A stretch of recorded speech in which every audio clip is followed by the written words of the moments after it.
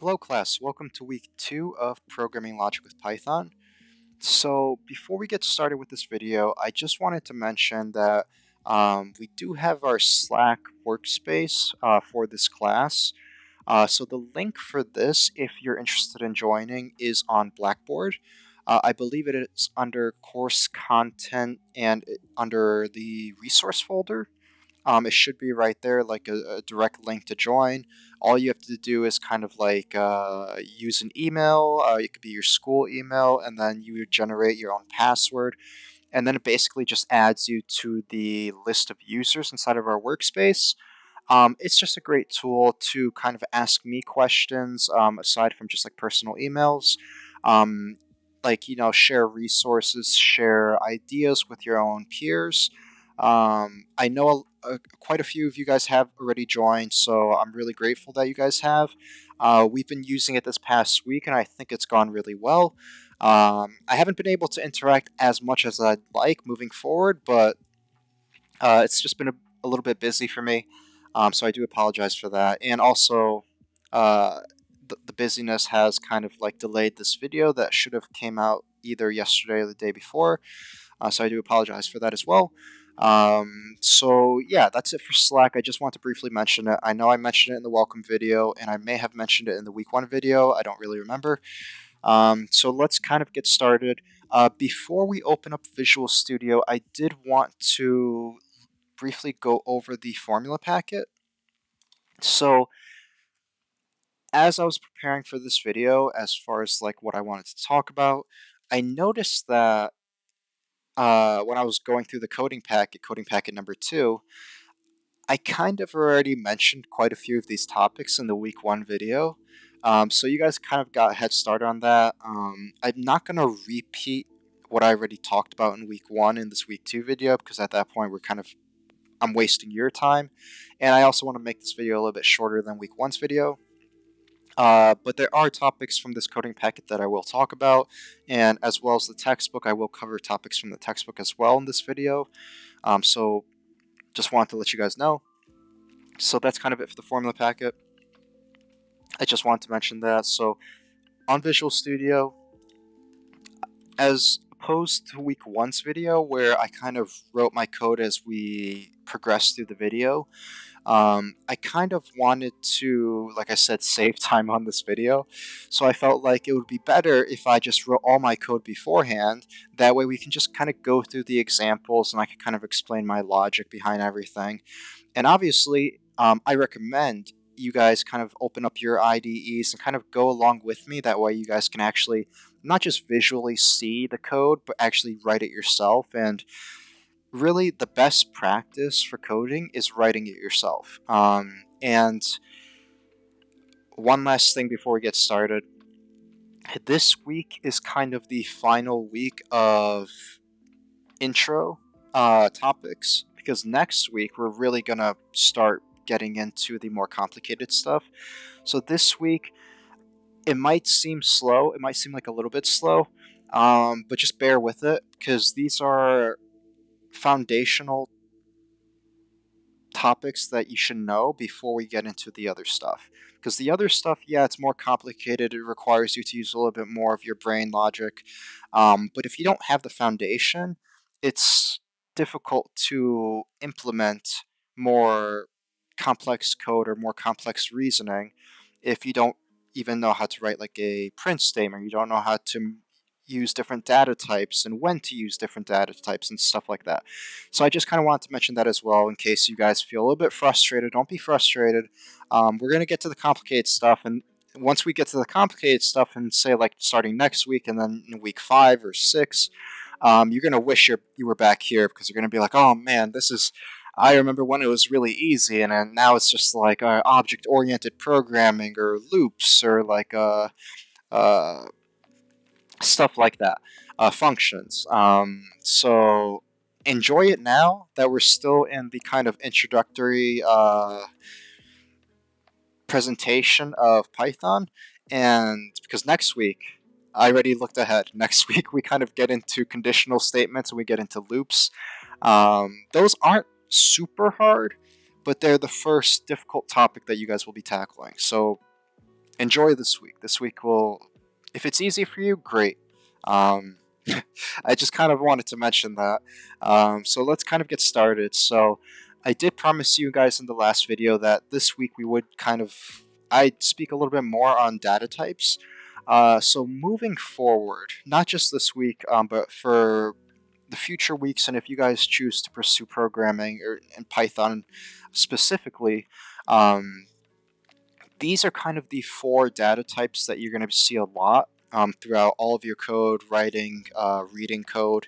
These data types are the most used data types. Obviously, we do have lists, we have tuples, and all of those stuff. Those are technically data types as well, but these four I felt like were the most important. The others are important as well, but yeah. So that's why I have them written down here for data types. So we have strings, we have integer, we have float, and we have Boolean. So you guys saw and heard me talk a lot about strings in week one's video. So in this first line of code right here, x equals hello, that's just kind of my example for you guys of a variable being assigned a value of hello, which is what? It's a string data type. And Python knows it's a string data type because it's enclosed in quotations, and, well, that's pretty much it, because it's enclosed in quotations. That's kind of the giveaway for Python. If you guys didn't watch week one's video, if we want to write a string, it can either be with double quotation marks, as I did here, or it could be with single quotation marks, as I am doing right now. Oh, it really doesn't matter. The only important thing is you have to be consistent. If you do a single quotation mark on the left, you have to finish it with a single quotation mark on the right. If you do a double on the left, you finish it with a double on the right. It's just the way it is. You can't mix and match. So that's that. The second example is y equals 2. So what is y equals 2? It's my second variable. It has nothing to do with x. It's its own variable. And I'm assigning it the value of 2, which is what? It's an integer data type. And what an integer data type really is it's just whole numbers. So as you know it, 0, 1, 2, 3, so forth. Those are all whole numbers. Any whole number in Python, any whole number that you write in Python that is not enclosed in quotation marks is a integer data type. Now, what happens if I put quotation marks around my 2? So if I put quotation marks around my 2, what happens to that number? Now, if me and you were to read this, and I told you, what is the value of y? You would say, oh, professor, it's 2, right? And then if I didn't see this code and you just told me it was 2, in my mind, I would think, oh, he's talking about the numerical number 2. But the moment you read this code, you have to say, oh, okay, yeah, the value of y is 2, but that 2 is not actually a number, at least not a number in Python's eyes. Why? Because it's surrounded by quotation marks. And the moment it's surrounded by quotation marks, it becomes a string, or what I like to refer to as like a series of words, a word or a series of words. So it's not a real number. If I wanted to make it a real number, I'd write it as I did before, just plain 2, no quotation marks. And at that point, when Python reads the plain 2, it says, oh, he's talking about the literal number of 2. So there is a difference. And I briefly mentioned it in week one's video. When we start getting into calculating different numbers that are stored in variables, you want to make sure you're using the correct data type. So that's that. The third example, z. Z equals 3.5. It follows a lot of the same thing I said for integer. Notice that it's kind of the same coloration, like the value of 3.5. It has like that lime green color. That just means in Python's reading it as a number. Now, obviously, z and y, those variables are not holding the same data types. Why? Because why? The reason is because Y is holding a whole number, and Z is holding a decimal number. So when Python sees a whole number, it says, oh, okay, he's talking about an integer data type. But when Python sees a decimal point, this decimal point right here, Python immediately says, oh, this is a number, right? Okay, but it's not a whole number. It's a decimal number, meaning it has its actual value, like the whole number value, and then it has its decimal value. So I can't treat it as a whole number. I can't treat it as an integer number.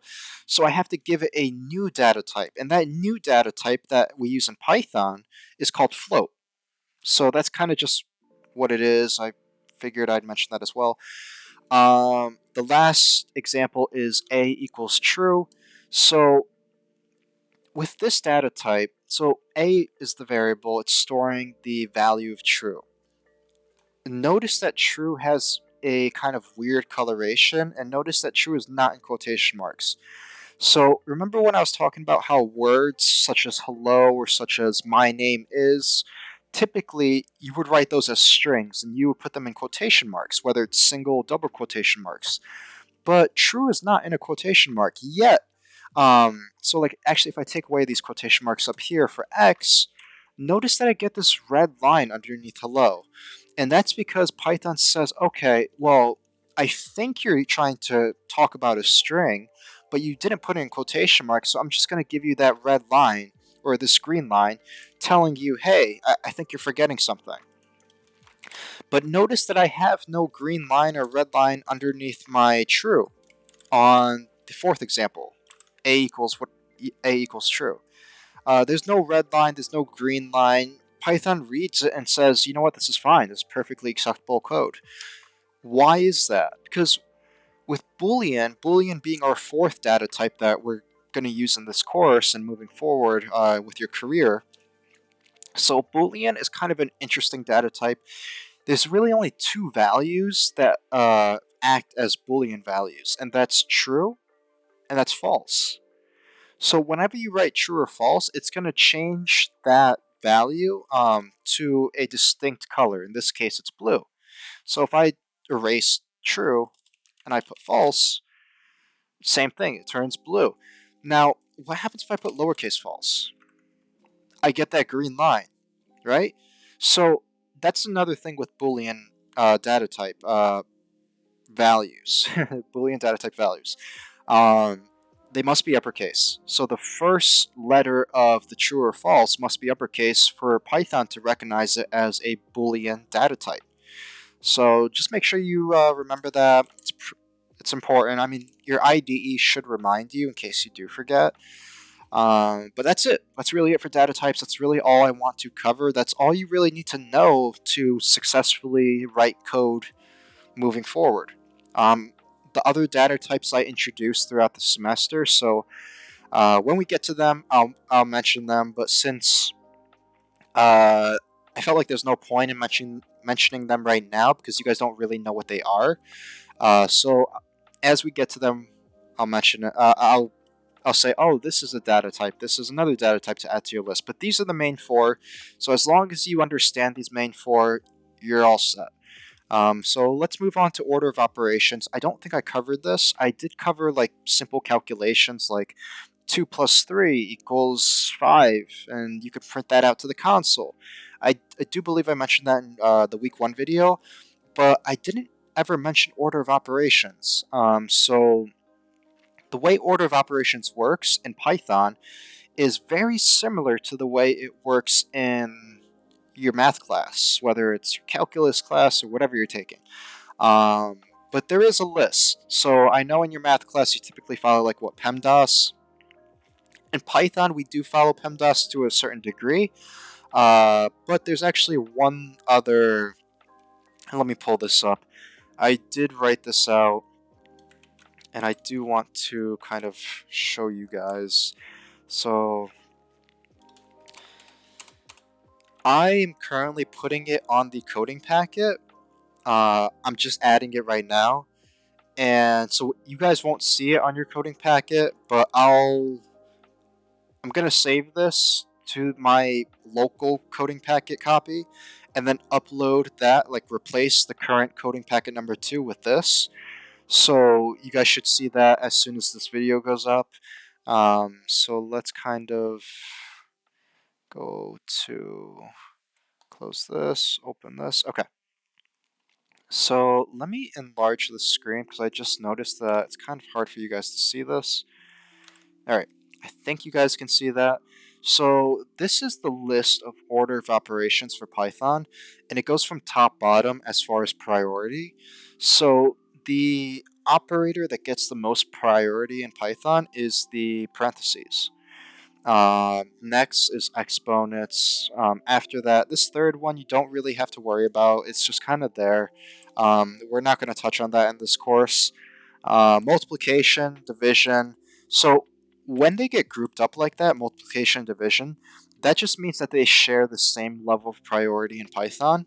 So you might ask yourself, okay, well, what if I have a calculation, like a line of different numbers that I'm trying to multiply and divide with one another? If they have the same priority, which one goes first? Well, I'm going to go over that in Visual Studio, so I have examples for that. So for now, just kind of, if you want, pause this video. Like I said, I'm going to make this available to you in Python, or not in Python, on the Blackboard. So it's going to be a revised version of the coding packet too. So it'll be there for you. So I just want to mention that, just so you guys can see it. So now let's move back to the Visual Studio. So let me close this. Okay, so we're back to Visual Studio. We're back on that order of operations screen, well, right here. So the first example that I have is this print statement. And this print statement is just a regular print statement. We all know print statements start with the keyword print, open parenthesis, we put something inside of there, and then we close the parenthesis. So those parentheses that you see in this first example belong to the print statement. And that's important because I'm going to kind of try to confuse you guys in the second example, but let's stay on the first example. So inside of this example, I have 10 minus 4 times 2. So if I run this code, what do you think the output will be? And so I'll give you guys a second to think about it. You guys can pause the video if you guys don't know, or if you guys just kind of want to ponder it a little bit more. So now I'm going to run the code, just so you guys can visually see. And let me just make sure you guys can see. Oh, well, everything's visible too. Well, just look at the very top. So at the very top, you see a 2, right? That's because, okay, so let me close this.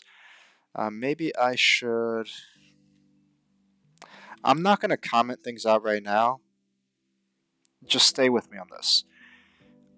This print statement's going to print out 2. Why is it going to print out 2? Well, if we remember our order of operations table that I just showed you, multiplication comes before subtraction and addition. So that means 4 times 2 happens first. So 4 times 2 is what? It's 8. Okay, well that's done. So now the equation, or not the equation, the calculation that I kind of got going on right here is really 10 minus 8. Because 4 times 2 is 8, so Python's really reading it as, okay, 4 times 2 is 8, okay, 10 minus 8 now. And what 10 minus 8 is it's 2. Which is why when we ran this program, that very first line that you saw at the very top, I know there was a lot of other stuff, was 2. That's what this is outputting. So let me get this back up.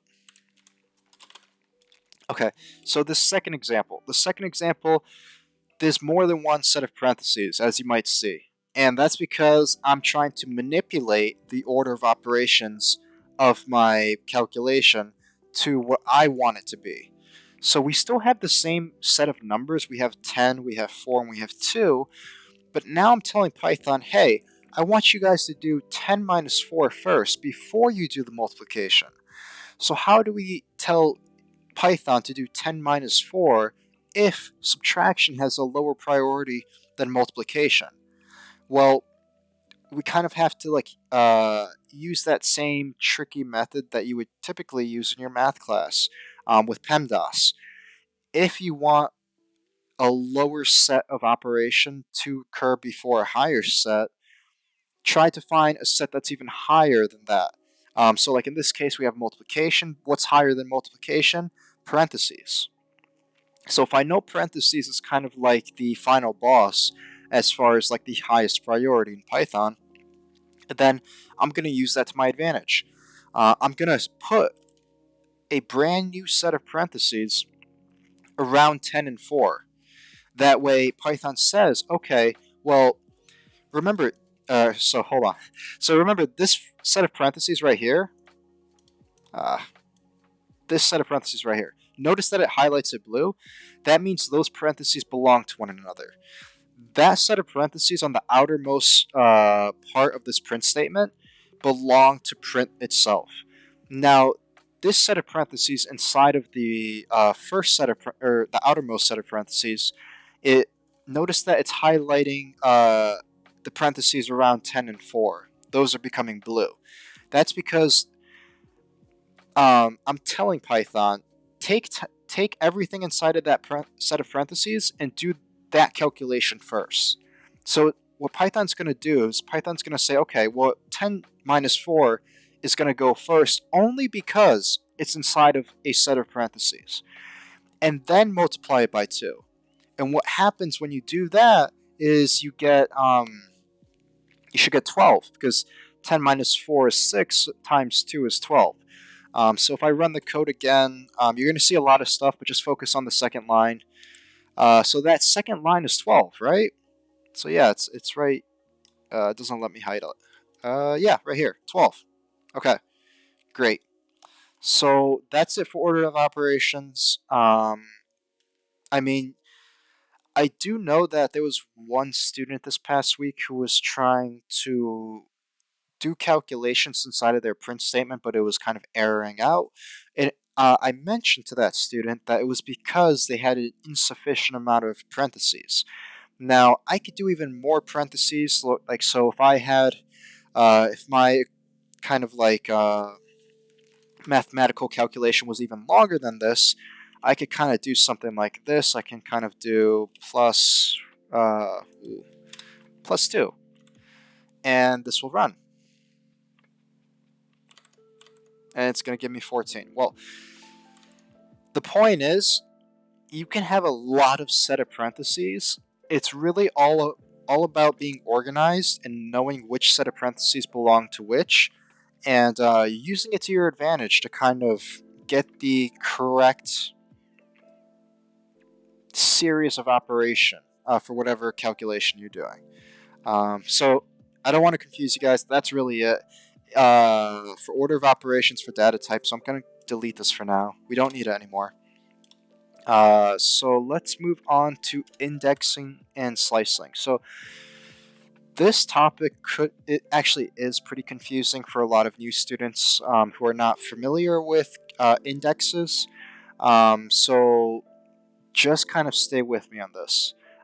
So for the first example of word to slice, that's my variable. So it's the text of it is white, as we know from the first video. That's my variable. I'm setting it a value. I'm assigning it a value of week 2, which is what? It's a string. Okay, so you're still with me? Okay, so right underneath that, I have a comment. And that comment is just like a series of numbers. It's 0, 1, 2, 3, 4. So the reason I wrote that comment was because I want you guys to visually see what each letter of the string week 2, what its actual index value is. So what an index value is it's just a number that's associated with every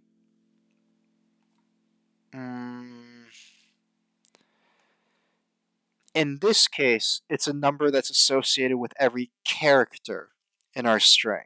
So you're going to see the reason why I paused, because it doesn't have to necessarily be a character. It could be an object, which we'll get to a little bit later in this video. But in this case, if I am talking about indexes, in this case, the index 0, 1, 2, 3, 4 is representing each letter in this word or string week 2. So what do I mean by that? So this W right here, the very first letter in week 2, the number associated with that is actually 0. So positive indexes always start at 0 and increment by 1. So I do believe I included a chart that should be like a little bit more visually clear for you on the coding packet for week 2. So if you guys are kind of confused with what I'm saying, pull it up, look at it while I'm talking, and maybe it'll make a little bit more sense for you. So W represents the index value of 0. This first E represents the index value of 1. The second E, index value of 2. The K, index value of 3. And then 2, index value 4. Sorry, 2. It's highlighting weird. Okay. So if you guys understand that, great. If you guys are still with me, great. So now this first print statement. So what am I doing in this print statement? We know that the string of week 2 is stored in the variable of word to slice. So if I'm printing out word to slice, what am I really printing out? I'm printing out week 2, right? Because we know this from week 1. From week 1, yeah. So what's this other stuff after it? We haven't seen that before. So this right here. So sorry. I wanted to highlight a very specific thing. Okay. So that right there. Okay, it's gonna highlight everything. Maybe I just moved my mouse out. Okay. So the right after word slice on this first print example, this first print statement, we see what I like to call a square bracket. So we see the beginning of the square bracket, and then we see 2 colon 4 close square bracket, and then we see the end of the ending parenthesis for the print statement. So what's up with this bracket? So this is what we call slicing in Python. So slicing can be used with a lot of different objects in Python, but in this case, we're going to use slicing with strings. We're going to slice week 2. So this word up here, we're going to start cutting it. And you might be thinking to yourself, why would I cut that string? Why not just like write what I want it to output instead of manipulate it like that? Well, the use for this will become more apparent when we start working with lists. With strings, it's kind of like it's kind of weird as to why. At least when you're first trying to understand it, it's like, why would I do that? But when we get to list, it'll make a lot more sense. But just think of this as another way of manipulating data, because that's kind of like the biggest benefit that Python gives us. It not only has various data types for us to work with, it also gives us a lot of freedom with manipulating those data types and manipulating the values associated with all those data types. So this first example, this print statement, I'm actually going to, let's comment out everything. Okay. Just so that we don't have like this huge list of output, that way it's a little bit easier for you guys to read. And I'm going to run this code, and we'll see what it prints out. Okay, it printed out EK. So if you guys see that, great. I'm going to close this window, and I'm going to kind of explain why it printed out EK. So what's this 2? So what this 2 and 4 really stand for are they really represent index positions. So when I write 2 inside of a square bracket like this, what Python is really reading is Python saying, oh, okay, he's referencing the variable of word to slice. And then he wants me to start slicing whatever value is associated with that variable starting at index position 2. So if we go up here, which letter of week 2 uh, is index or has the value of index position 2? Well, W has the index value of 0. The first E has the index value of 1. So it must be the second E in week 2 that has the index value of 2, which is why when we outputted this code, it gave us EK. Okay, well, now we have 4. So what character in week 2 holds the index value of 4? So let's keep on going. Okay, so if the second E had the wait, 1, 2, 3. Yeah, if the second E had the index value of 2, then let's continue on from there. So K has the index value of 3. But you might be thinking, wait, didn't it print out EK? So I'll get to that. And then 2 has the index value of 4. So when we start working with indexes, and especially with slicing, the most important thing to notice is that whatever end value you give for your slicing, it's never going to print out that character. So I gave it the end value of index position 4, which is really 2, right? Because 2 is in the position of index position 4. But it never printed out 2. Remember, it only printed out EK. So, like when I say, if I end it with 4 in my slice right here, it's never going to include that character or that object in your slice. It's always going to include the one before that. That will be your ending character or object. So that's why it ended in really with index position 3, not with index position 4, even though I told it end with index position 4. So that's where a lot of confusion comes from.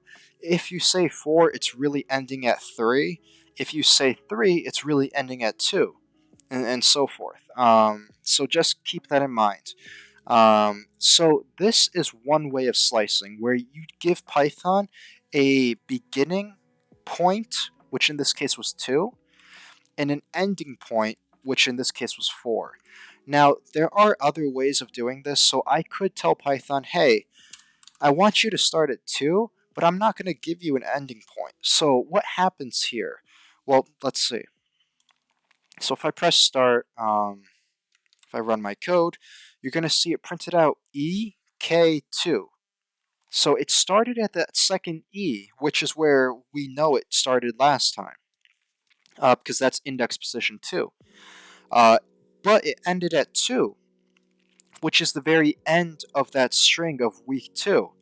So what happens with this kind of syntax is Python says, okay, if you're going to give me a starting point, I'll start there. But because you didn't give me an ending point, I'm just going to end at the very end of whatever I'm slicing through. So in this case, I'm slicing through a string, so I'll just print out everything after, starting at 2, at index position 2, all the way to the end of that string. So that's what happened here. So now that's one way. That's the second way of slicing. Now there's a third way of slicing. So what if I don't? Hold on. So what if I don't want to give it a starting point, but I want to give it an end point? So by default, if Python sees this, Python's going to say, okay, well, he gave me an endpoint, but I don't really know where to start. Well, Python actually does know where to start. Python will always start at index position 0 for slicing, under this syntax. So if you give Python this syntax, Python's going to already know, oh, okay, if I don't have a starting point, by default, I'm going to start at index position 0. So that's another thing. So if I print this out, remember, it's not going to print out the, hold on, can you guys see that? Okay, you could. Okay, so it's WEE. um, so why did it print out WEE? Why? Well, the reason is it started at index position 0, which is W, because W has the value of 0 as its index position. Then it printed out E, which has the index position of 1. It printed out the second E, which has the index position of 2. And then I told it to end at 3. So K actually has the index position of 3, but because when we slice, it never ends with whatever we put as our ending point. It never prints that out. It always prints out, it ends its printing at the value before our actual endpoint. So if I say 3, it's going to really end at index position 2. So that's why I only printed out WEE. Yeah, actually, these two examples were the other examples that I had. We've gone over it now. There's 3 different ways of doing it. There's this way, as we saw in the very first example. There's this way, which I just showed you guys, and then there's this third way. So those are the 3 examples. Those are the 3 ways of slicing in Python. In this case, we're slicing the string of week 2. We're going to get back to slicing later on in this video. So far, we're at 36 minutes. It's not really a short video. We're going to keep on going, though. I'm sorry. There's a lot to cover, but it's foundational stuff. So I don't want to cheat you guys on that. So that's it for slicing and indexing. Hopefully now you guys feel a little bit more comfortable with it. It's kind of like a new topic, but it's an important topic. So let's get on to length. Length is relatively short. So length is really just a method, well, a formatter, a method formatter. I don't remember exactly which terminology they use for this keyword of len, but it's one of the two. So what happens when we use len is that it kind of, well, I'm going to show you. So let me comment out this, okay, so that this print statement is the only thing that's actually going to be printed out to the console. So I'm going to press start, and now you guys should be able to see, hold on. Word. Oh, I got rid of word to slice. Okay, hold on. Word to slice equals. What did I have? We'll do hello. Okay. So stop this. Let's run this again. Okay. So what happened there, you guys couldn't see, was I tried to get the length of my variable word to slice, which is what we were using when we were slicing that word, and then I deleted it. So when I deleted it, Python was like, hey, this variable doesn't exist anymore. But I wrote it again. So now we get the output of 5. So this is the output. So remember that. The output is 5. That's what Python's reading. So now let's go back to our code. So I rewrote word to slice. I gave it the value of hello. And then there's that print statement. And that print statement saying print, and then the print parentheses. And then inside of there, you see len. So that's a keyword in Python. So when Python sees len, it expects another set of parentheses that belong to len. So inside of those parentheses for len, typically you would put like a variable, right? Or, yeah, a variable. And obviously variables hold values. And the value in that specific variable of word to slice is the string of hello. So remember the output was 5? What word that's not commented out has 5 letters? I mean, there's a couple. There's print, or there's 2. There's print, and then there's hello. But obviously, I think you guys know that it's not referencing print. It's actually referencing the string of hello. So length is really, or len, which stands for length, is really what it sounds like. It's taking the length of a string in this case, and it's counting how many characters exist in that string. So don't get this confused with index values. So index values start at 0 and move increment by 1, so like 0, 1, 2, 3, 4, 5.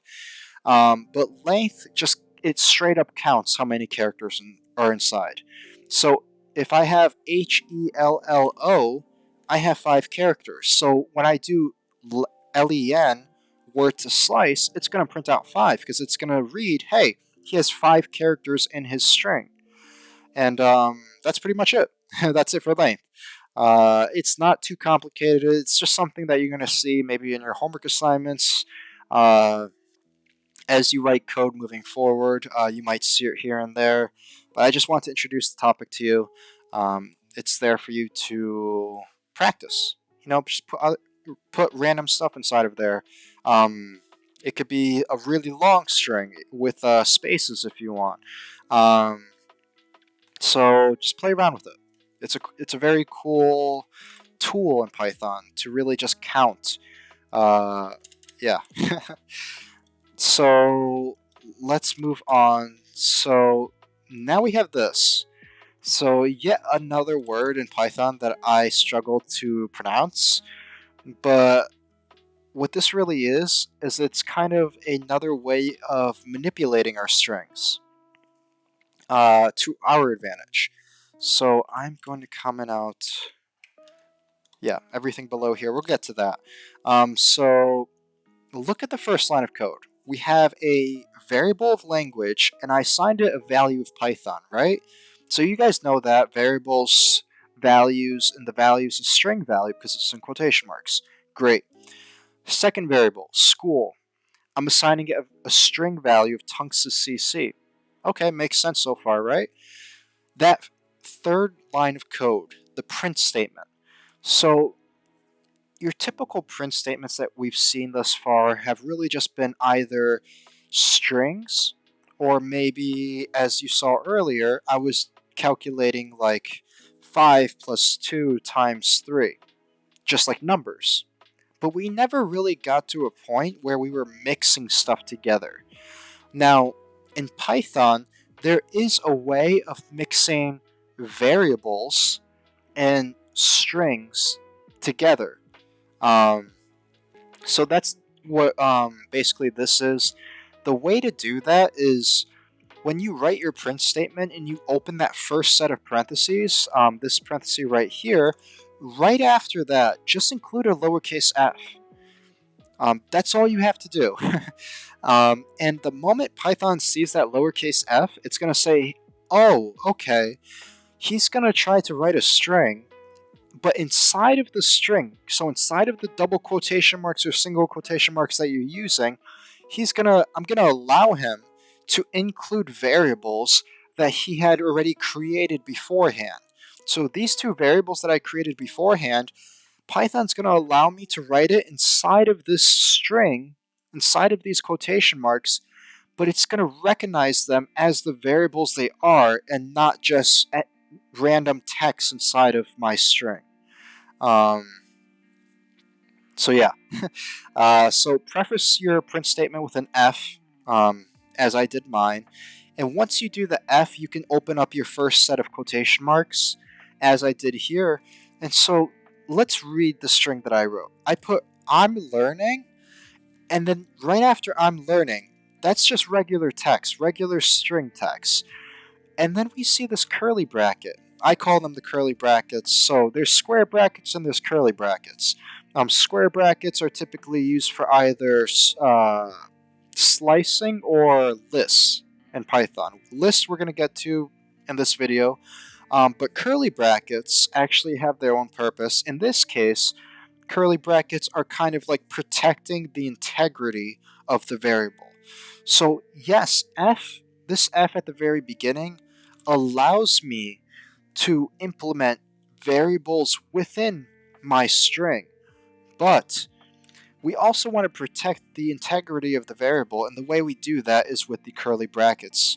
So anytime you're referencing a variable that's that you want to keep as a variable, include these curly brackets. Include them before it and after it.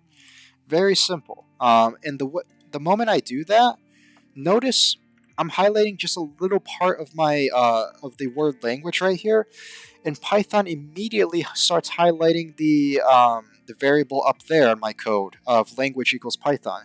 It's because Python recognizes, hey, the language in this string is the very same one that's also in that previous line of code that he wrote, so it highlights both at the same time. That's just like another indicator that you can use to make sure that your variable is maintaining its integrity.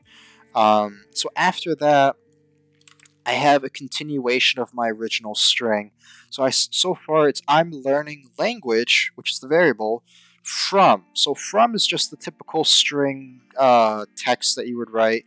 It's not a variable, it's just string words. From what? So now we have that curly bracket again, which means it should immediately, like, you guys should immediately recognize, hey, he's including another variable inside his long string statement, print statement. So I'm including the second variable that I created, which was school. And what value is associated with school? Tunxus CC.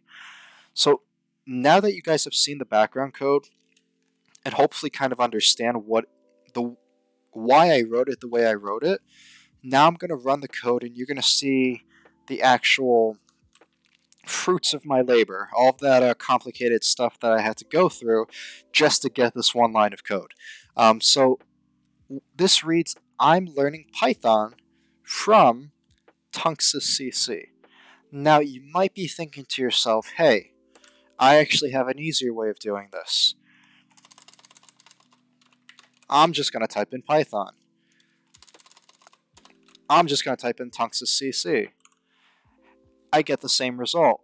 True, you get the same result. Okay, but what happens if you start learning a different language, right? So what happens if right after this, let's go back to my original code so I can show you the reasoning why you might want to do the original example as opposed to trying to cheat your way through. Well, not cheat your way, but like kind of like be lazy with your code. So like what happens, remember the value that we associate with our variables can change, and I went over that in week 1's video. So like what happens if for the variable language, I change its value to C++, because I'm done learning Python. You guys, oh, hold on. You guys finished learning Python, you're masters at Python, and now you want to learn another programming language. You want to learn C++, right? Okay, well, I'm not going to write this again. I'm just going to copy and paste it. Okay, so now you're learning C++ and you're learning it at Tunxus, okay? Well, now we want a print statement to kind of reflect that change in language that you're learning. So we're going to run that print statement again. So that first print statement, yes, I'm learning Python from C++, is still visible. But now we have a second print statement, and it says I'm learning C++ from Tunxus. So the value associated with the variable can change, which is why you might want to just include the variable inside of your print statement. That way you can kind of manipulate and change your print statement without actually changing the whole print statement. Does that make sense? It gives you more flexibility when you use a variable as a placeholder, as opposed to if you originally wrote Python, and then you finish learning Python and you start learning C++, then you have to go back to your code and be like, oh, I have to change this to C++, as opposed to just changing this, and then this would kind of change with it. This is language. We don't even need this. Language. Does that make sense? Hopefully it makes sense. So that's pretty much it for this part of what I wanted to teach you. So let's continue moving on. We are almost to I think we're like halfway, 3/4 of the way there. I mean, we're 50 minutes. Hopefully I can get it done in like an hour and 20. Okay, so string methods. So this is very simple, very quick. So let's do this. Okay. Oh, Okay. So string methods are just ways of manipulating strings. So we saw we can use the what was it, the F format or F string uh, method to manipulate our string so that we can use strings with variables, as I just showed you. So these are other methods. These methods kind of directly relate to the string itself, not necessarily joining it with something else. It's just the string itself that we're manipulating. So in this case, we have our variable of example, and the value associated with the variable example is hello. But notice that it's kind of written weird. Everything's lowercase, the HELL, but I uppercase the O. And I did that not because I just want to be different, but I did that because I want to show you the power of methods and how you can kind of use methods to correct typos like that. Like, say your coworker was in a rush and he created that variable, he assigned it a value, which was a string, but he kind of typed it incorrectly. His case sensitivity was off. You can use string methods to correct his mistakes or her mistakes. So that's what I'm going to show you here. So this very first string method, and I only have 3 examples here of capitalized, lowercase, and uppercase. But there's many other string methods. I do believe I included them in the packet, and if not in the packet, they're in your textbook. They, for the most part, function the same way as far as like how you write them. So I just want to show you these 3, and you guys can obviously go from there. So the first example, I created a brand new variable. So this brand new variable is called cap_example. It could be whatever you want. I just chose to name it that. I assigned it the value, but it's not a regular value that you would see as far as like a string, a number, like an integer, a float, or a boolean. I assigned it a value of a variable, which I don't know if I showed you guys yet, but you're gonna see that a lot. People creating variables to store other variables, or variables, a new variable to store a manipulated variable, which is what I'm doing here. So you're going to see that a lot in moving forward, and if you guys continue to pursue coding, at least in Python. So here, my new variable cap_example equals example, which was my original variable up here, right? Example, period, capitalize. So when you start using string methods in Python, the way you do it is you typically do the variable you want to manipulate, the variable that's holding the string that you want to manipulate, period, as you see here. So example, period, and then whatever method you're going to use. In this case, I'm using capitalize, and then I do open close parenthesis. Nothing goes inside of it, just open close parenthesis. Don't forget to include that because it's part of the method syntax. So that's all I'm doing. So when I print that out, when I print out cap_example, because cap_example holds whatever this is going to do, what do you think the output is? And I'm actually going to show you the output without spoiling the other stuff. Okay. So, yes. Okay, so it printed out hello, but it printed it out in a kind of clean way. Like, it uppercased the H and hello, and it lowercased the O that I had uppercased originally. So if we go back to this example, notice everything's lowercase, but the O is uppercase. But when I printed out that variable of cap example, it kind of fixed it for me.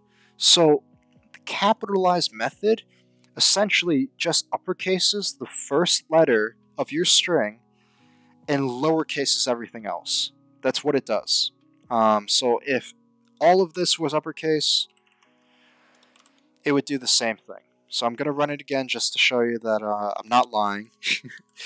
So yeah, it printed out uppercase H, lowercase everything else.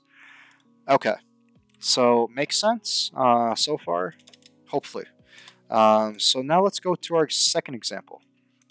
I'm going to keep that for now.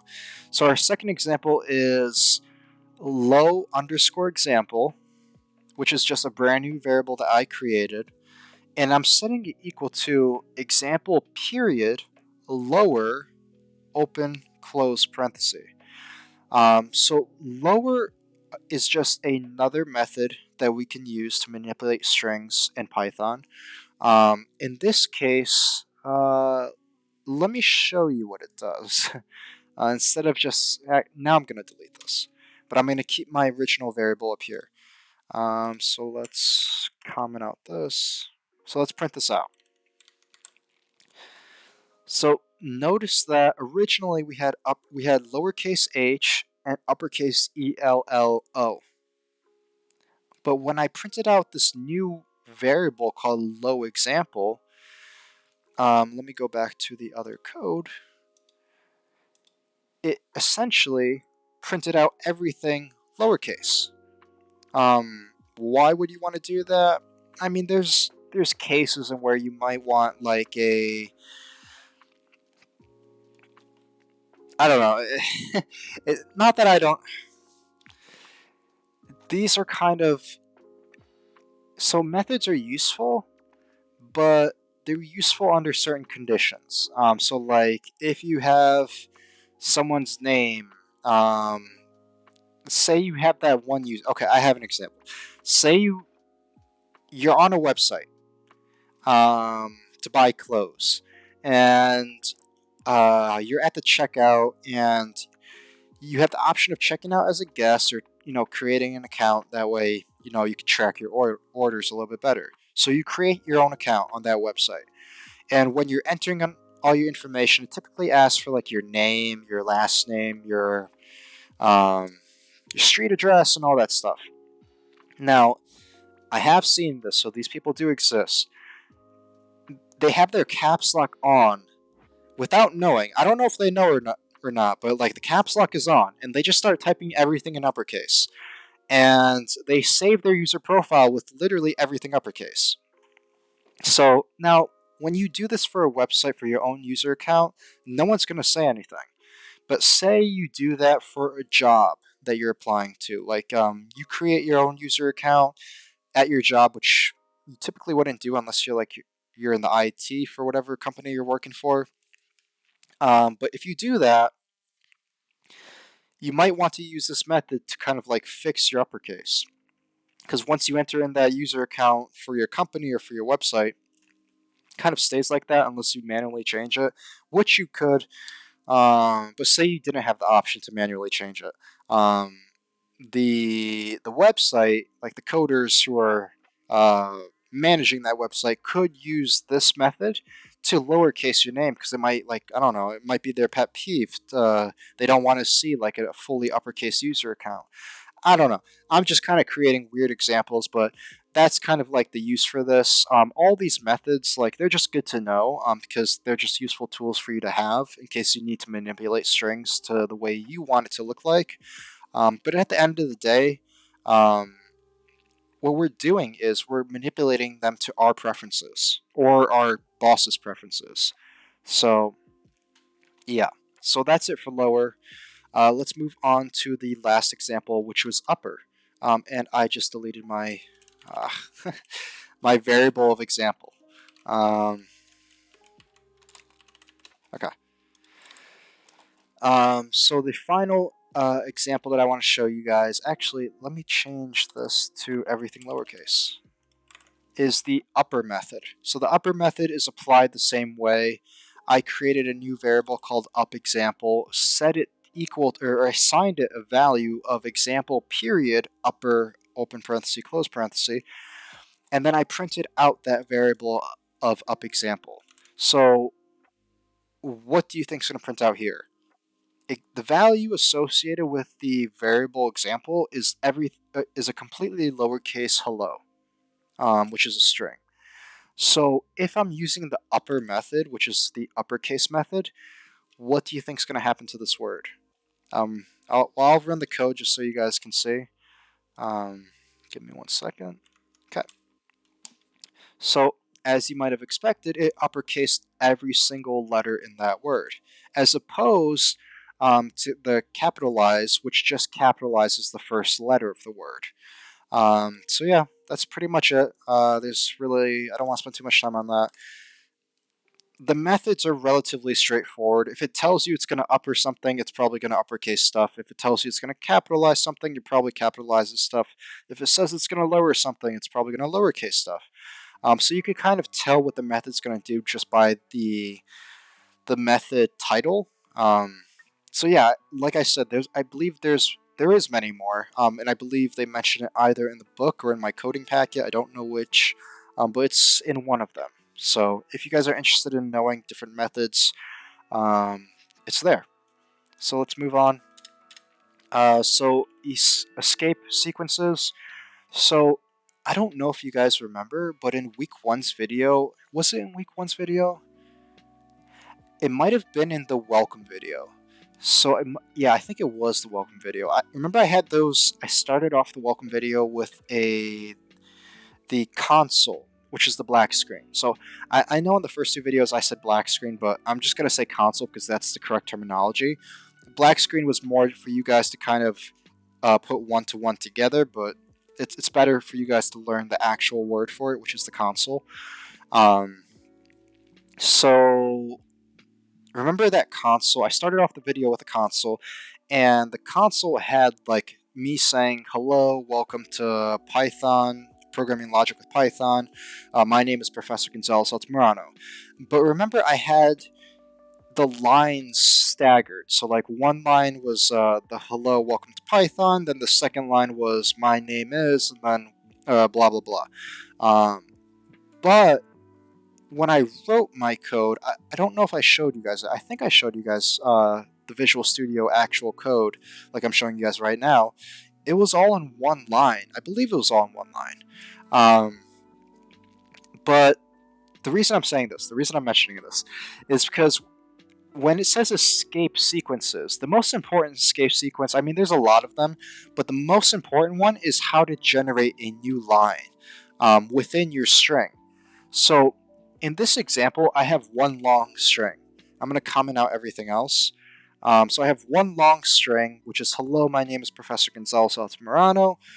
And then if you guys see this backslash n, what that really is that's the new line escape sequence in Python. So even though I included that in my string within the double quotation marks, Python is not reading this literally.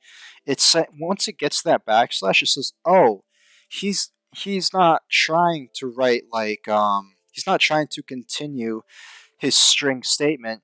This is an escape sequence. Like the backslash is the biggest giveaway."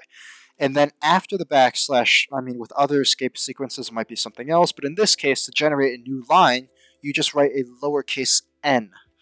So backslash n in Python really just means, hey, Python, after Altamirano, after this O, press enter, generate a new line for me, and then I'm going to continue my string statement, my print statement. So if I run this code, you're going to see two lines of code, even though I only wrote one, because Python broke it apart for me and kind of like formatted it as I requested. So the first line, hello, my name is Professor Gonzalez Altamirano. Next line, nice to meet you all. Notice there is no backslash, there's no n anywhere here, because Python doesn't read that. So yeah.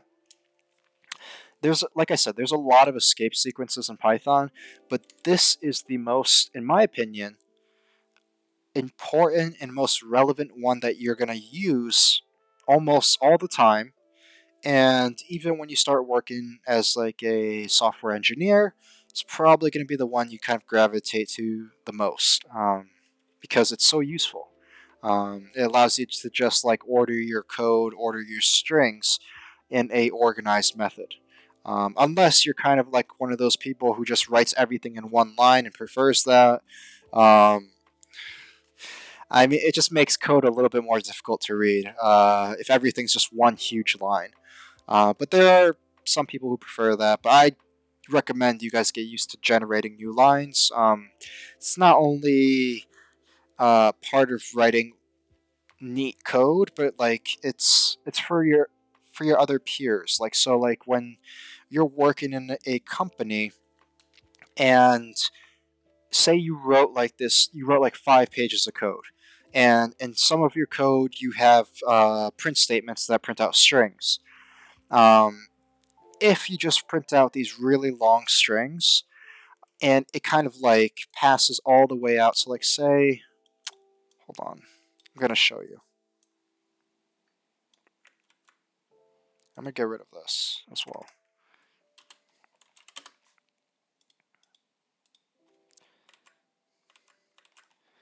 Say you do something like this, right? So it's a really long string, and you have to scroll all the way to the right just to see it. Now, your coworker, and obviously imagine just like lines on lines on lines of code, not necessarily short like this. Um, it ends up being a jumbled mess, and it becomes more of a hassle for your coworker to read through. And at that point, you're just kind of making your coworker's life difficult. So you probably want to generate new lines if you kind of want to make friends. So that's my recommendation. So that's that. So let's move on to essentially, we're kind of getting to the final part of this video. I think this, yeah, it's the second to final part. Okay, you're almost there, I promise. Okay, so we're about at like an hour 6 minutes. Okay, so now we're going to get into lists. And I'm only going to introduce the topic very briefly. We do have a week. I don't remember which week. It might be like week 4 or 5 that we really get into lists. But this week we're just briefly introducing the concept of list and how we can implement what we already know to manipulate lists. So, a list is essentially a collection of data.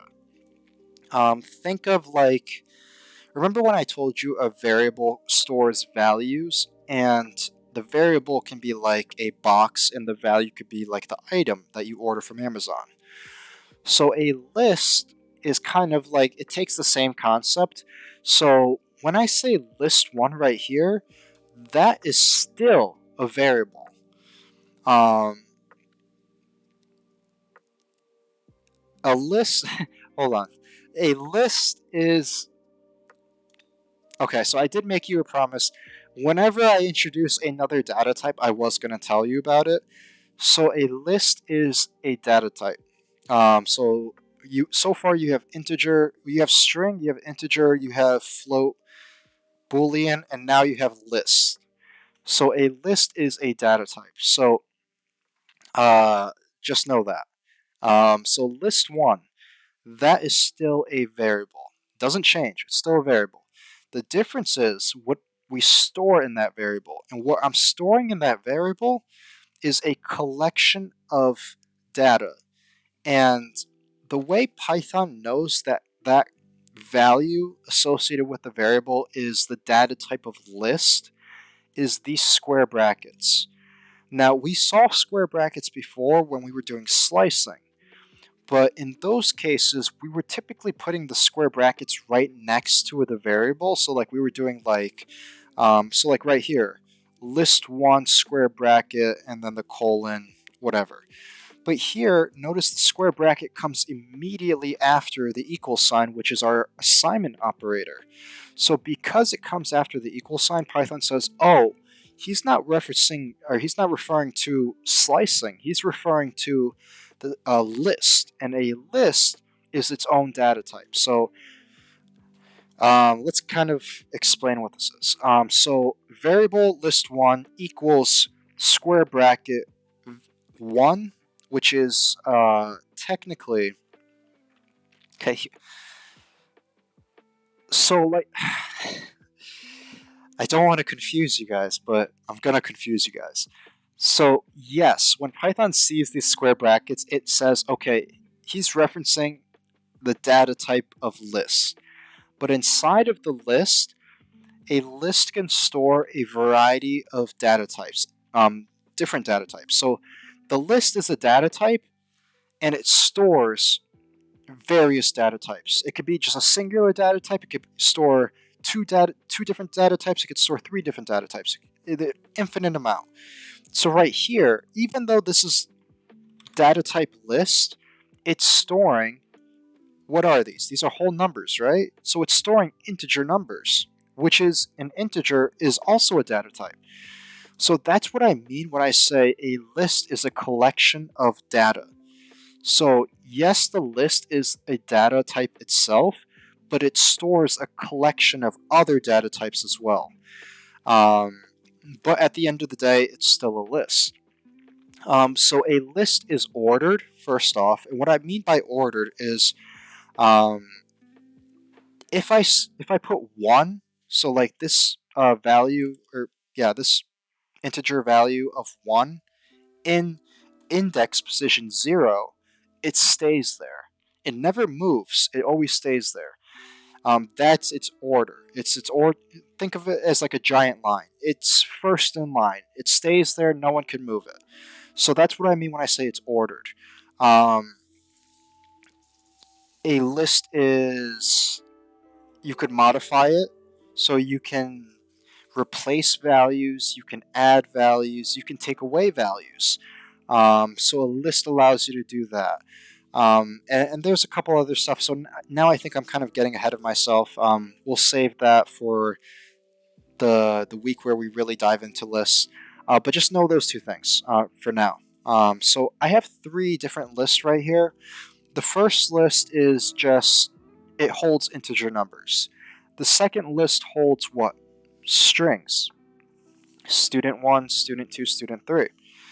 The third list holds a variety of data types. Now, the first thing that it holds, like in index position 0, is the float data type of 4.5. The float data type value of 4.5. The second index position in my list holds the string value of teacher 1. The third, the Boolean value of true, and then the fourth, the integer value of 3. So I just created 3 different lists to kind of show you the different data types that a list can handle. So now let's get into the print statements that I wrote here. So I'm gonna, let's see, I'll comment out this. So we'll work only with the first print statement for now.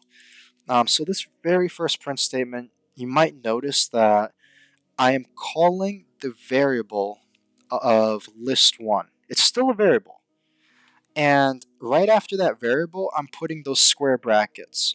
So what does that mean when I put a square bracket immediately after the variable? It means that I'm trying to slice that variable.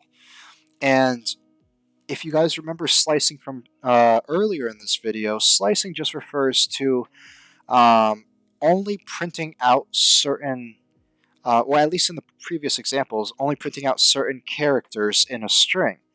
But in this case, we're not exactly dealing with specific characters in a string. At least in this case, there's not even strings in our list. It's only numbers. It's only integer numbers. So what's actually being sliced here? So what's actually being sliced here is the list as a whole. So every entry in my list, so every number in my list, 1, 2, 3, 4, so forth, is its own individual entry or individual piece of data in our list. And each piece of data is given an index position, just like every character in a string has its own index position. So when I'm slicing this list, it's really just gonna start manipulating what data data entries are actually gonna be printed out from this list. So let's run this. Let's run this and see what it actually prints out. I'm not giving it a start point. So as you guys remember, the Actually, let me close this really quick. I just want to go over one more thing. Right here, in my slicing syntax, I'm not giving it a start point. If I gave it a start point, it would look something like this, if you wanted to start it too. But I'm not giving it a start point. So what happens when you don't give it a start point? If you remember, that just means that Python's going to default start at index position 0, which is really just the beginning of my list, which is 1 up here.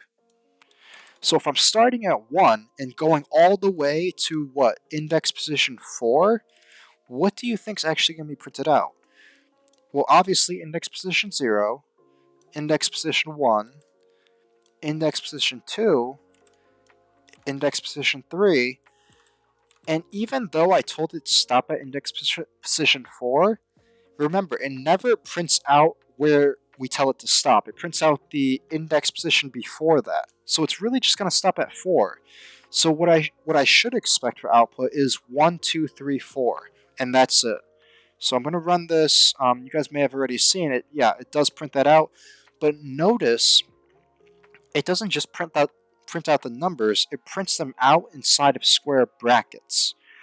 And the reason it did that is because I'm not just slicing regular numbers. I'm slicing numbers, integer numbers, that belong to a collection of data, in this case a list.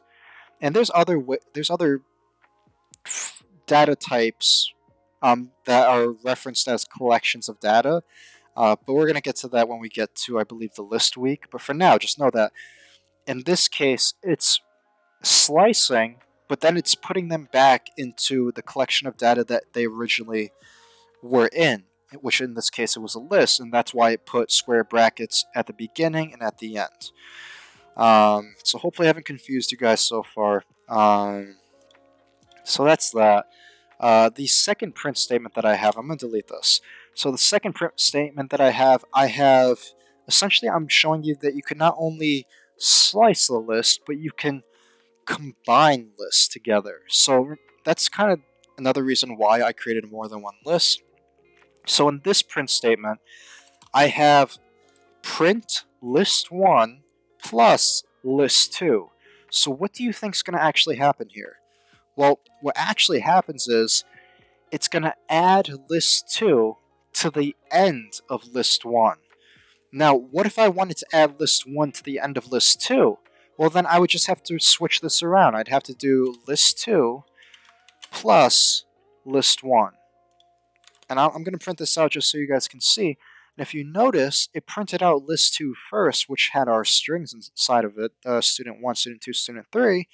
And then it added on to the end of that list, 1, 2, 3, 4, and so forth from list 1.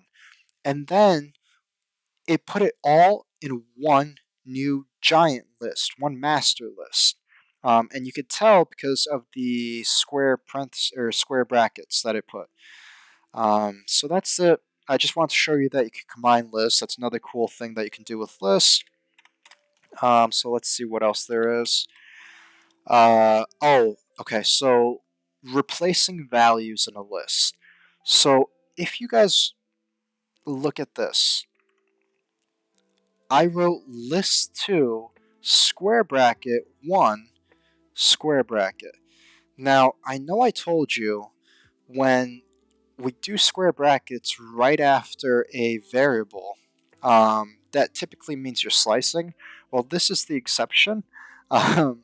So in this case, what I'm actually telling Python is I'm saying, hey, look at list2, and then look at index position 1 of list2. So whatever value is sitting at index position 1, that's what I want you to focus on. So that's what I'm telling Python by writing this. And then I'm saying equals, and we know what equals does. It assigns a value to whatever is on the left-hand side. So I'm saying equals, and I'm putting a string, new student. So what that's really saying is, well, what I'm saying in totality is, for index position 1 in list 2, whatever's in that position, I don't care what's in that position, replace it with what I'm putting in. And if there's nothing in that position, great, then just put in what I'm telling you to put in of new student. But if there is something in there, then overwrite it with new student. So if I run this code, that's exactly what you're going to see. So let's run this. So yeah, so now we have student 1. We originally had student 2, but because I told it replace index position 1, because remember, student 1 is index position 0. So student 2 was index position 1. So I told it replace student position 1 with new student, and that's what it did. So that's just another example I want to show you on how we can replace values inside of our list. So lists are not stagnant. They're very modifiable, if that's a word. So yeah. So the final example I want to show you for list, and then we're done with lists for now. In future weeks, like I said, we're going to continue on with lists, is the append method. So we dealt with methods before with strings, but there's also methods for lists. And right now we're just going to go over the append method. So the append method, basically, we use the same syntax of how to write it. We do variable name, so list2, which is my variable name. The variable's up here, the value's here. So I'm saying, hey, for variable list2, period, append, and then, at least in the previous examples you guys saw, whenever I used a method, I typically just did open, close parenthesis. I never put anything inside of it. But in this case, this method does require you to put something inside of it. It does expect a argument. So the argument I'm going to give it is, hey, append string new student 2. So what's going to happen here when I run this code, I'm going to comment out everything after that, is it's going to say, okay, for list 2 currently has these 3 values, but append, which means to add to the very end of the list, I'm going to add the 4th entry into this list, and it's going to be called new student 2. So if I run this code, that's exactly what you should see. So yep, so we have student 1, we have student 2, student 3, and now we have new student 2 because the append method added to the end of the list whatever I'm putting inside of its parentheses. So whatever argument you put inside, so like whatever argument, this is what we reference as an argument, whatever you put inside of there will be added to the end. Now I could have put, a, doesn't have to be a string, I could have put a integer number, and it would have added the integer number to the very end of our list. It really doesn't matter because remember, lists can take any type of data type and allow it to be in the same list as other data types. So that's it for list. I felt like I've covered it enough, and hopefully you guys kind of have a decent understanding, even if it's just like a little bit, because we're going to go over it more in depth in future weeks. But now I just kind of wanted to briefly introduce the topic to you. So the final thing I want to go over for today is Booleans. Booleans and comparison values, and these are probably they're not the most important thing that I've spoke on this week, but they're definitely up there because this logic is what's gonna run our conditional and loops next week. So it's important to understand this logic. So Booleans and comparison operators. So I have a kind of like a list. It's not a list. I wrote a couple different type of comparison operators that you guys probably have already seen in your math courses, but we also use a lot of the same ones in Python as well. So we have the less than equal to, greater than equal to. We have the equal to. What the equal to is the double equal sign. So that just means the value on the left and to the right are the exact same. And then we have not equal to, which is the exclamation point equal. So I have a bunch of examples here. So the very first thing I wrote was x equals 10. So x is my variable, 10 is my value, and then I have the other variable of y equals 12. So we have two variables right there. And we're going to use those variables in all these examples of comparison logic. So the first example, I said that the output of x is greater than y should result in false. So let's look at the code right underneath it. So let me see if I can comment this out. Okay, comment this out. Okay, so we're just focusing on this very first print statement. I'm going to try to go through this a little bit faster so this video is not too long. So this print statement says, focus really on this. X is greater than y. Is x greater than y? And look at the values associated with x and y up here. Do you think x is greater than y? Is 10 greater than 12? No. So when I wrote this comment of this output should result in false, it's true. So if I run this, what do you think is going to print out? False. So Python actually returns something that is not necessarily what we told it to return, because typically in our print statements, we told Python, hey, print out the value of this variable, or print out this string. So typically we always knew what to expect, but in this case, we didn't really tell it what to print out. We just told it, hey, could you compare these two values with one another? And we didn't really know what Python was going to say about it. But as we can tell from here, Python's actually giving us the answer, but it's giving us the answer in a Boolean form. So remember from the beginning of this video when I said Boolean is a data type, but there's only two ways of expressing values that are Boolean, and those are either true or false. So Python can read, in this case, so let me go back to the example.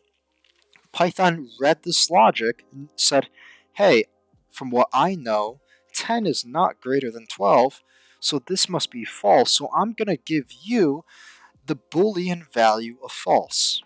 So that's all that's happening here. Hopefully that it's not too crazy for you guys to understand. So let's go on to the second example. So this output says, give me 1 second. Okay, so this output says, so I wrote a string right here. You don't have to worry about that, I'll just delete it. So x is less than y. And I said that this output should be true. So is 10 less than 12? Yes. As far as we know from our math courses, that's true. So if I run this, what do you think Python's going to return? It's going to return the Boolean value of true. And the reason I know this is a Boolean value data type is because it's uppercase T. Remember, uppercase T and uppercase F for true and false are reserved for Boolean values. So that's that. So let me go back to, let me stop this. Okay. Close. Yep. All right, so let's move on to the next example. I am not going to print out these examples because I think it's pretty straightforward, but I'll go through them with you right now really quickly. Okay, so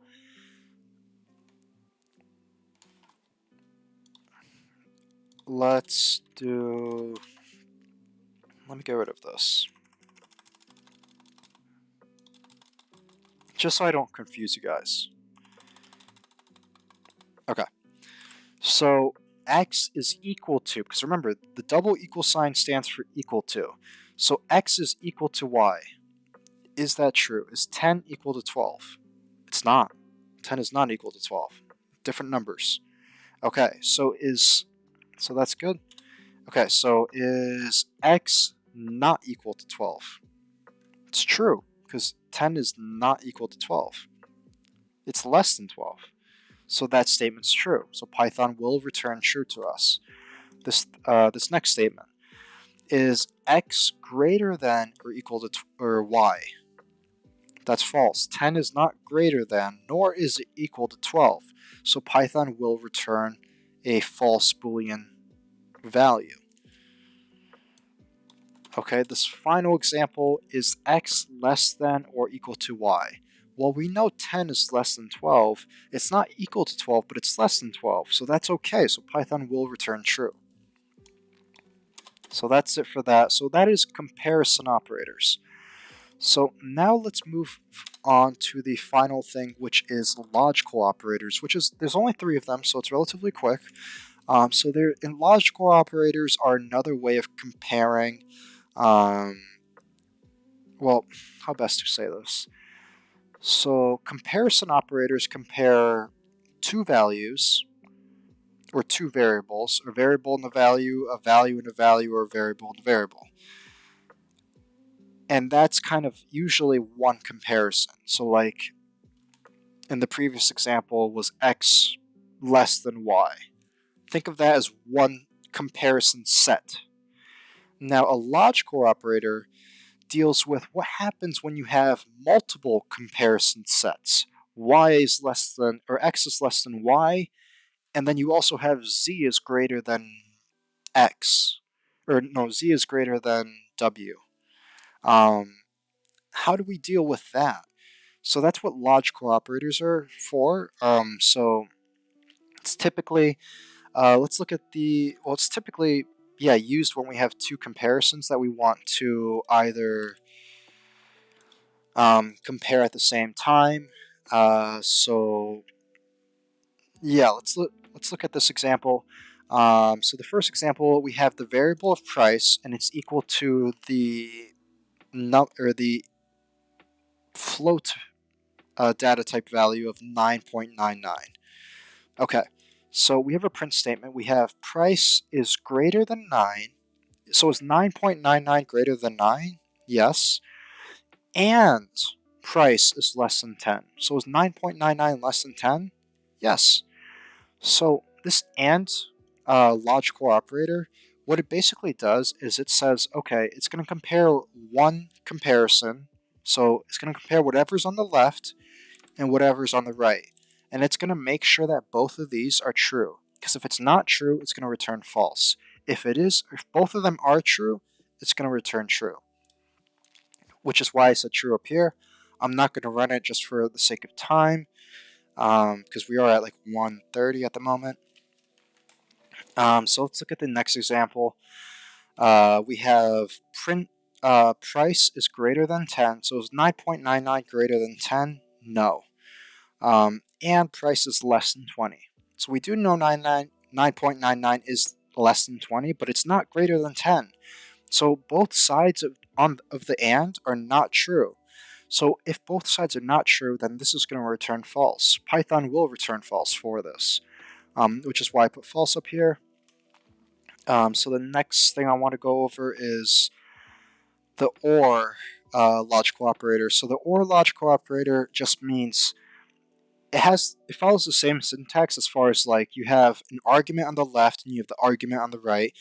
But in this case, only one of them have to be true, not both. So like the AND, both of them have to be true, but for OR, only one of them have to be true.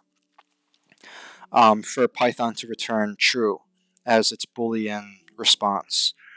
So let's look at this. We have price is greater than 10. We know 9.99 is not greater than 10. Okay. Or price is less than 20. So is 9.99 less than 20? Yes. So if one side is true, everything is true. With OR, not with AND, so don't get it confused. So that's why I said true, because one condition is true, thus the whole expression is considered true.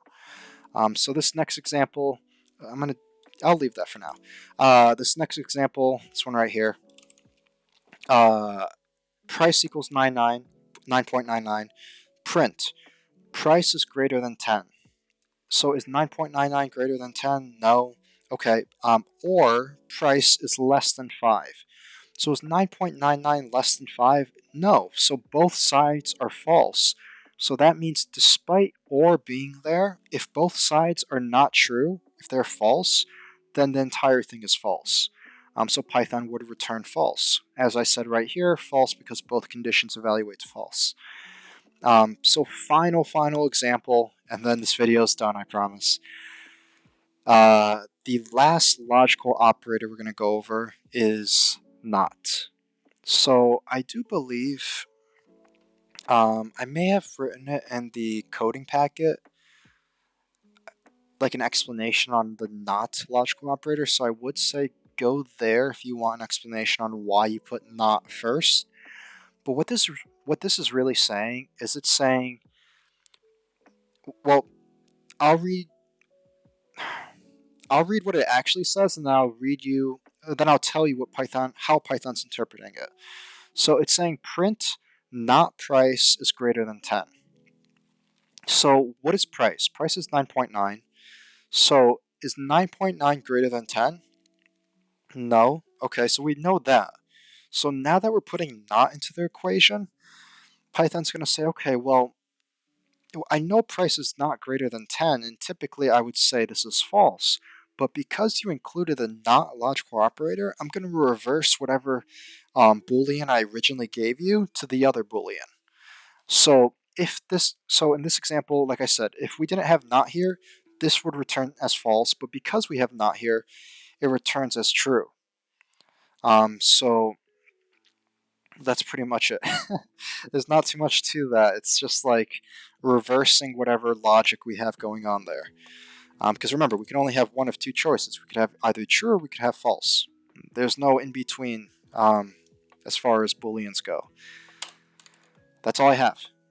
So I said this was going to be a shorter video, and it ended up being a longer video, so I do apologize for that. But we had a lot to cover, and also I